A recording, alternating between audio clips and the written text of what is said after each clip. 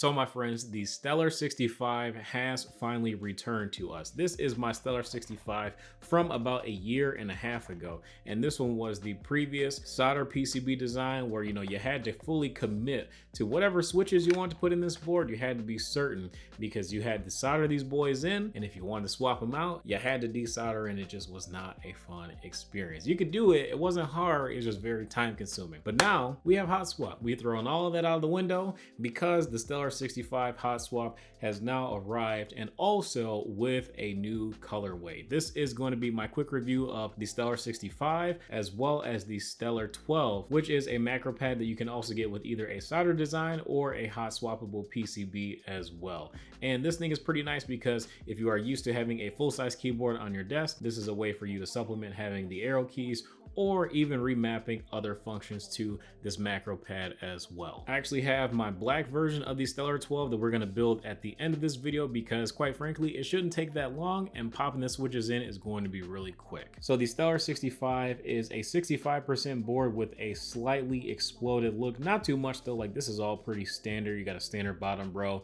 but you also do have a slightly different cluster up at the top right that you can also remap all of these functions in VIA because the PCB is indeed VIA compatible. I'll leave a link in the description for the web app that you can use to now customize your keyboard as well as your lighting. The Stellar65 does also feature per key RGB lighting as well as underglow. Of course, if you're going to go with the smoked out black colorway, you're not really going to have a ton of RGB lighting experience. It does look pretty good, like you can kind of tell that it's there, but I definitely think that it's not going to show nearly as good as if you get the clear or white colorway as well. That's going to show all of your glorious RGB. As far as the switches that I'm using for the black build, I am going to be using the Gateron Oil King switches. These are very good pre-lube switches that really sound very similar to like a clackier ink black without all the work. So I definitely think that these are a really good pickup if you're looking for something to complete the fully stealth slash murdered out look of the darker Stellar65. And I definitely think that this is a very good option for linears,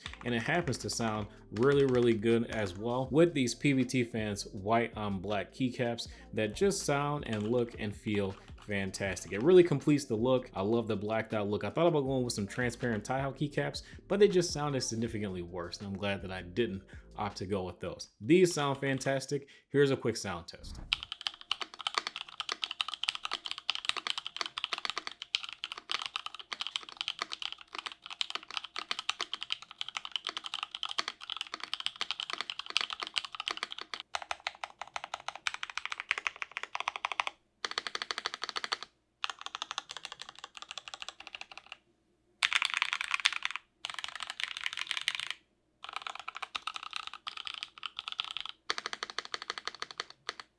Now for my second build, we do have SA Mizu, and I have some custom switches that feature polycarbonate housings as well as palm stems. So you're gonna have a very clacky experience with this one, especially with these SA keycaps. It's gonna be clacky, but it's gonna give you a little bit of a thonk. The SA caps are a little taller, and it just creates a nice resonance that you don't get with a lot of other keyboards and keycap setups. But I really do enjoy the look of this one. The SA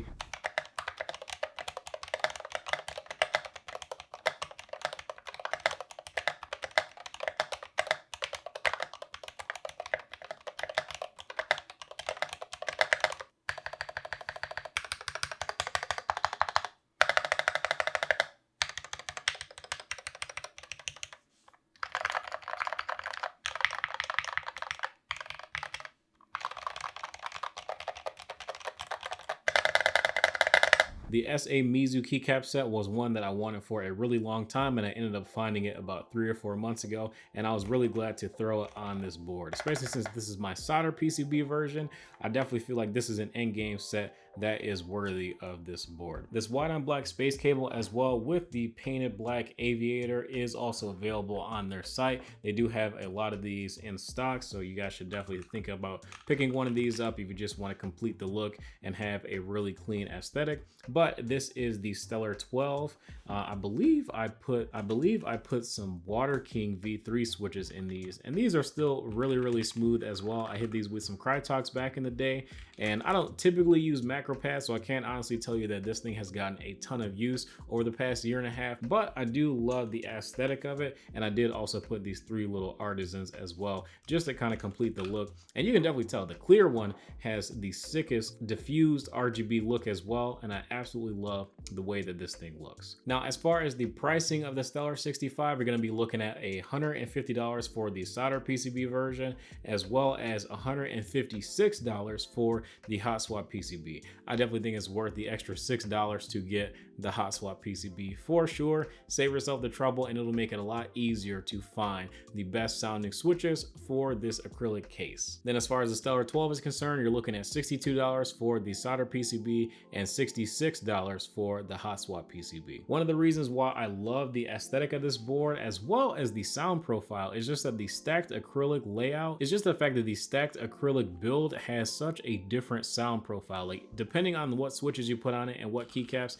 it can sound very, very deep and balanced, and it just has a really clean sound. When you have a stacked acrylic board and you have a ton of switches, you're definitely going to hear a lot more of the individual characteristics of the sound profile of those switches compared to an aluminum board filled with a bunch of foam. If you just want something that looks a little bit different to have on your desk that not everybody has, I highly recommend checking out one of these, and they're also reasonably priced and even easier to build than ever.